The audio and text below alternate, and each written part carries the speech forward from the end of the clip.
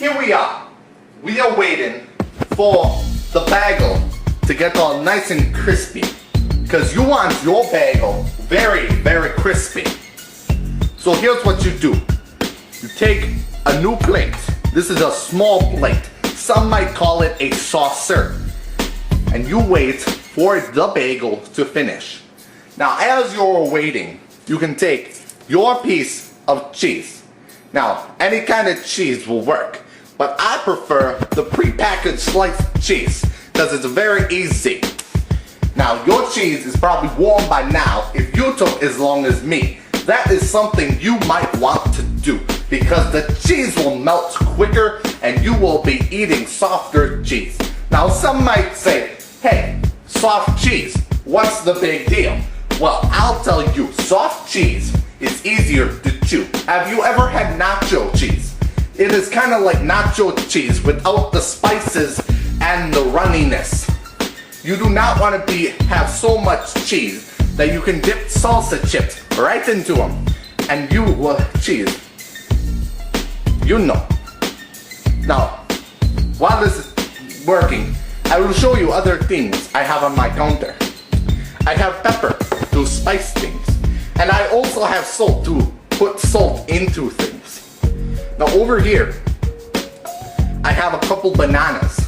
Bananas make good breakfast foods, but you don't want to eat no bananas when you're on the train or else someone will steal your banana. I am serious. This has happened on more than once. So over here, I have more pepper to spice things. Oh, and it looks like our bagel is finished. Now let's just take out the bagel. Careful, it will be hot and spicy. I'm just kidding, it will only be hot. I just gave myself a burn. I will be right back. Oh, my hand!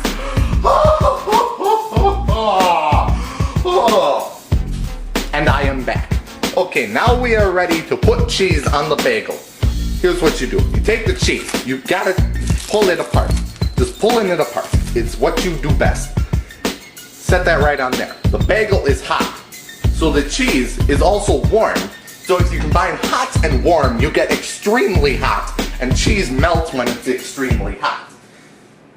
Then you go over to your stove and get your crappy egg. Did I say crappy egg? I meant wonderful egg. Now your egg will probably look a lot better than mine and have less shells in it. So you gotta be careful about your egg. You might as well just unfold the egg so you can see all the good yellow goodness. Gotta be careful though, because the yellow egg includes the cholesterol part of the egg. And the final part is you put the top on and then you slide it to the middle of the plate. It looks better in the middle. And you are done. You are done making your sandwich.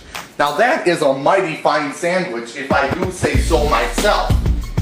But unfortunately, there are some problems with the sandwich. Let me zoom in. You can see there that the sandwich has a hole in the top. You might be saying, hey, that's because you used a bagel, dummy. Well, don't call me dummy for one thing. And second thing, bagels are delicious. Second thing, if you flip the sandwich over, you can see the cheese, it's getting melty. So melty I can pull the cheese. Now, if you pull cheese, you can just stick it back in whole. It's very nice. You want to do that sometimes. So, there you go. You have sandwich. Now, all you have to do is eat sandwich. Now, you gotta be careful when you eat your sandwich around the toaster. So, I'm going to suggest putting the toaster in the back corner. You wanna be careful though, because if the toaster's in the back corner, it might be planning and trying to kill you. I digress. Anyway, that is how you make a sandwich. I flip sandwich over again just to show you cheese. Delicious.